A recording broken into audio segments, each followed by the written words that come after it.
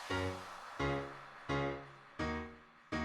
Scrappy Peeps, Suzanna here today to share with you another two-page layout. So this is the layout. It is another sketch-inspired layout, and here is the left-hand side just by itself, and then upcoming is the right-hand side just by itself. So again, this is a Scrapbook Generation Allison Davis inspired layout. This is the sketch. Again, I can't show it to you because this is part of a class, and we paid to have possession of these sketches, and I have modified the sketch, and I'll talk to you about that as we go. So I am on a craft kick, so here's my craft cardstock, and when I work on two-page layouts, I like to tape the back of the pages together so that they are kissing, so that it's seamless. The sketch calls for 10 pictures. I don't have 10 pictures that are going to work with this sketch, so I'm going to modify it.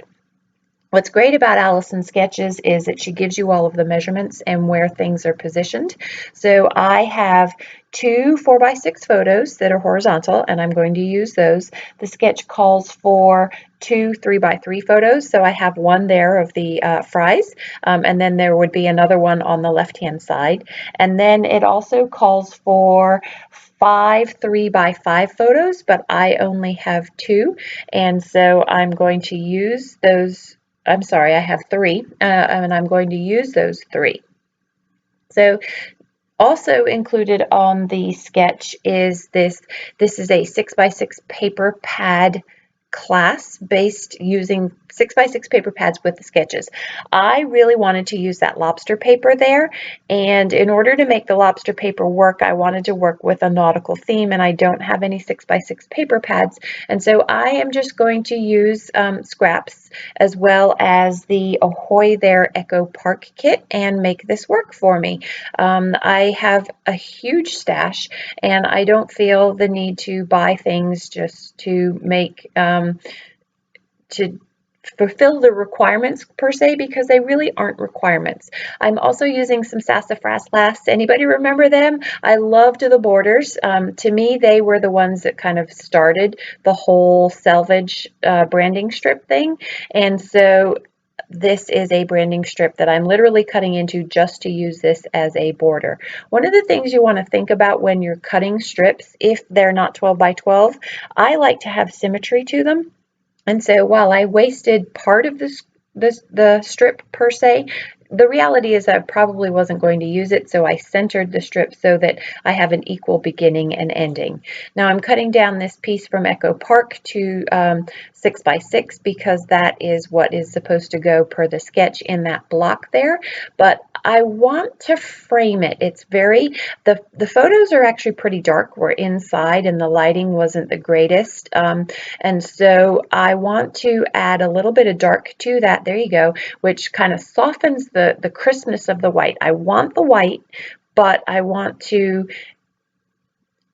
mute it a little bit. Mute isn't soften it in order to make it work with the darkness of the photos there. And so by putting that navy frame around it, I'm able to get that effect. So this is what started it all, is those lobsters there, and I am going to fussy cut a few of those lobsters to work in that square there.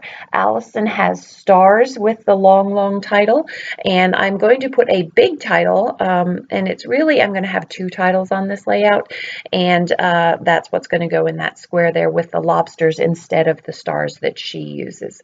So now I need to fill these spaces. So in the sketch, there's that 3x5 next to that picture of me holding the Moscow Mule. And then there's the 3x3 next to the fries is also a photo. And then where I've got that long geometric strip, it's actually, the photos go all the way to the edge of the page. And so you have a 6x4 on the top, and then 3x5, two 3x5s. So what I did was I used a 3-inch wide strip that goes all the way up. And then I have that selvage strip, that sassafras last there, to just kind of tie things together. So you can see I cut down that 4x6 card from Echo Park to work to fill that space that's the 3x5 there. It was a little bit larger. You can see how the bottom of the anchor goes over, and so I just trimmed it down and I fussy cut the anchor, and that is going over into tie into the photo, which is fine.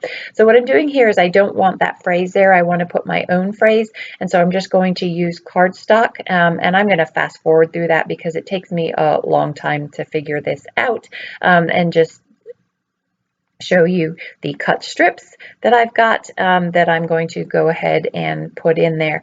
But so they are my own strips that just cover that up. I could have used an X-Acto blade and cut the hole down, and so then backed it with white paper and you would have seen it that way. But then it's more obvious what has happened, and I wanted it to be a little more seamless, and less noticeable that what I had done. So there are the two strips that I cut there to go in that spot there. So that fills up one of those 3x5 photos spaces there. Now, because I have that really stark contrast of the red sassafras last strip going down the right-hand side of the page, I want something to balance that out on the left-hand side, and so I'm going to use just this. This is left over from something that I think this is actually the right-hand side of that card, and so I'm just going to put a little bit of that red there, and I like the way that it pulls it together. Also, the way that the anchor is leaning, that card tends to be very dominant on the right-hand side. And so by putting this strip here on the left-hand side, I am also balancing that card out visually as well. These are some really, really old zigzag scissors, and so I am using that because it mimics the look of the arrows on that right-hand side strip there. And so I like that symmetry, not only in the color, but also in the appearance between the right-hand side of the page and the left-hand side of the page there, and then the way that it balances the card. So I'm going to anchor everything down that I have committed to here. Those of you who know me and follow my work know that I struggle with this. I hate my T-square. It doesn't work for me. And so I am just using a ruler, which works the same way as a T-square if you just use the imaginary T in there. And somehow these puzzles, these scrapbook layouts, they tend to become a puzzle piece. And despite your best efforts of cutting everything true to size, nothing ends up being true to size. And so it's kind of this piecing game, and that is what I am piecing together here to try and get all of the right angles and make everything look like it fits seamlessly.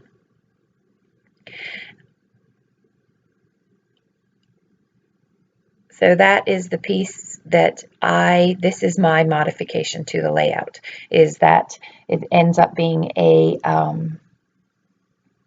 well, I got to do the math here. So 5 plus 4 is 9, so it ends up being a 9x3 piece, followed with this strip there. So in Allison's sketch, it goes all the way across the page. Mine ends and is truncated, and so it gives me space to put the journaling, and I'm going to still really end up with a 3x5 space, but then it is seamlessly tied together by having that long strip there. So these are the lobsters. I fussy cut them off camera, but I tend to fussy cut them as I go. One of the things I noticed as I edited this video is, if you were to follow some instructions to create a layout, you would do it step by step, and there would be logic in the step by step. But because I am literally creating on the spur, you can see how, so for example, the fussy cut lobsters. One is fussy cut, the other isn't, but it's being place held because I'm not sure how I'm going to finish off that square there, but I do know that I want to work on that right hand. Do you see I'm kind of all over the place because one thing leads to the next, but I can't finish that thing that I'm working on until I figure out what the other things are going to be. That all made sense to me. I hope that made sense to you.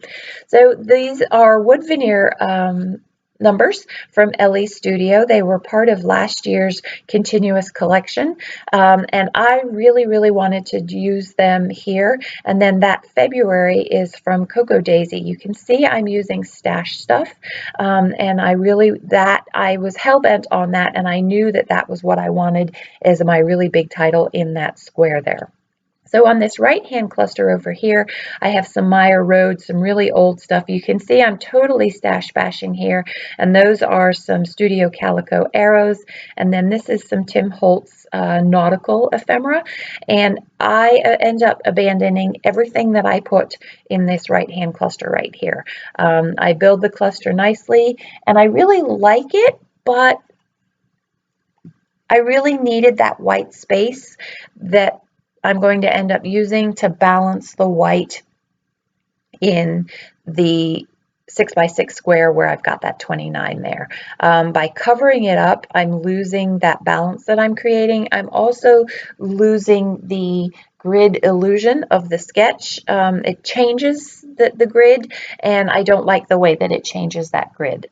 So I will abandon those, but I left it in there to show you how it does work, but how it works better without it. So I have some Kerry Bradford stamps. I have been on a huge Kerry Bradford kick lately, and I'm going to use this Eat throughout the layout, and then I'm also going to use some of her date stamps as well.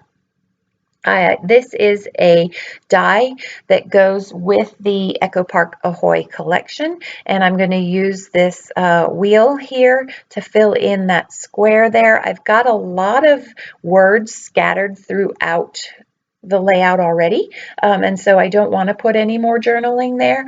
It's just going to be a placeholder for where that 3x3 photo should have been in the sketch, but I am going to fill it with some relevant ephemera. So these photos, this was on, and you'll see from the title that ends up being on the right hand part of the page, it's called Leap Day Special, and then where I've got that big 29, it's going to end up saying 2 for 29. So these photos are, you had an extra day. That the title per Boathouse, which is the restaurant we were at, is an extra day and extra lobster. So you got one lobster meal for $29, which was already a savings because normally that meal was $34, and you got an extra lobster. So as I was talking, what I've decided is that I want to use some twine, and I'm going to use that twine to go around and it's actually jute. Is it jute? Jute that's going to go around that 6x6 square, but in the meantime I want to commit to filling in this space here, this 3x3 square, and I'm going to use a liquid adhesive. When you have objects with fine detail, I like to use the liquid adhesive because I can use that fine tip applicator, and that is from Thermo Web, and I do design for them. The fine tip applicator does not come with a pin in it. You do have to put that yourself, but I highly recommend that you put the pin because that way it doesn't clog up that teeny tiny nozzle there. So I love the way that blue fits in, and it's a nice balance of light and dark in there, which I don't have in the photos. Typically in the photos, I don't like my photos to be as dark as they are, but we are both wearing dark clothing. My son has a black jacket on, and I've got a navy blue shirt, and so it was hard to pull more balance into the photo there. So in order to get this jute down, I am going to use a very fine double-sided tape, and it is just as wide as the jute, which is perfect for being able to go around corners and create as close to a right angle as I can as I go around that photo. Another way that I could have anchored that is with some tiny attachers, but I really like this because I'm going to use the tiny attachers elsewhere with the jute. So in order to get the crisp right angles, I am just doing one side at a time. I could also have used my liquid adhesive, but I don't trust myself drawing a straight line with the liquid adhesive, not to mention that it takes a lot longer for that to dry, and the jute could still slide as it was drying, and this was a quick way of accomplishing getting that down on the piece So because I have the jute, I now have to raise the lobsters up and pop them up on some foam adhesive, which is absolutely fine. I like my foam adhesive, and because I'm also going to use those wood veneers, that's also a great spot to be able to have that foam adhesive. This is also from ThermoWeb. It's Gina K. I like this and prefer this over the Scotch foam adhesive because it's not quite as high, and it's also a lot tackier and is going to stay stuck to my page. When you have things that are raised up off the page, you need to make sure that they stick on the page, and I love the tackiness of this. It does make that top protective layer hard to remove, but I am okay working with that because it ensures that things are going to stay on the page. So what I like about the way that I've done the lobsters is that it breaks up the grid. Because it isn't just in the grid as Allison's stars are in her sketch, it provides some flow across the page as it ties all of those different elements together. So I've pulled out more of these arrows. I originally had a different color, and I thought that maybe by using the one I could tie some others into the page, but you can see I'm sort of struggling with that.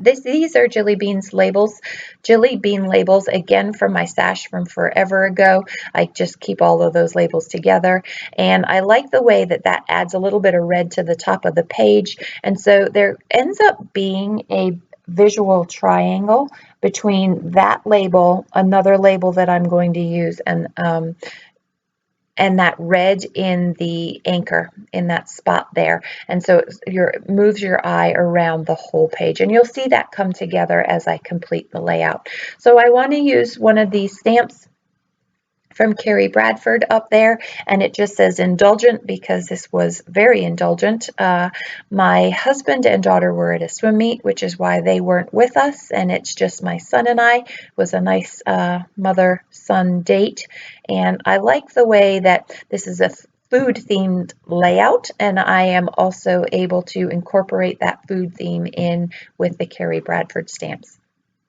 So I felt like maybe I ought to put the journaling in those anchors, that 6x6 square there, and maybe I should move the title, but it doesn't work. And I wanted the title to be more than the 29th of February, because this wasn't so much about the 29th of February as it was about the lobster.